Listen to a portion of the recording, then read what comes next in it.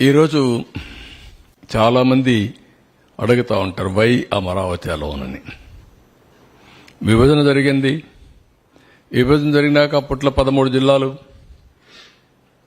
13 జిల్లాలను మీరు చూస్తే స్ట్రైట్గా ఏ పక్క గిర్ర గీసిన, ఈ పక్క మడకసిర లాస్ట్, ఈ పక్క ఇచ్చాపురం, ఇంకొక స్ట్రైట్గా కొద్దిగా ఇట్లొస్తే కుప్పం.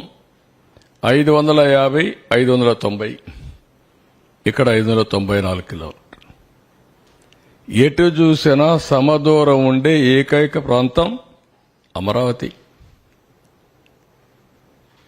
ఎవరు బుద్ధి జ్ఞానం ఉండే ఏ వ్యక్తి అయినా సరే దీన్ని ఏమాత్రం కూడా డిఫర్ కారు మనిషి అనేవాడు.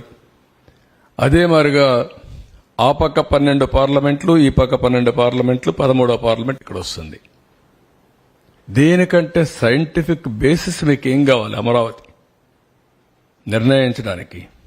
దీనికి కులాలు కావాలన్నా, మతాలు కావాలన్నా, ప్రాంతాలు కావాలన్నా, లేదంటే రెచ్చగొట్టాలన్నా? అంటే ఎవరైనా సరే రాష్ట్రం యొక్క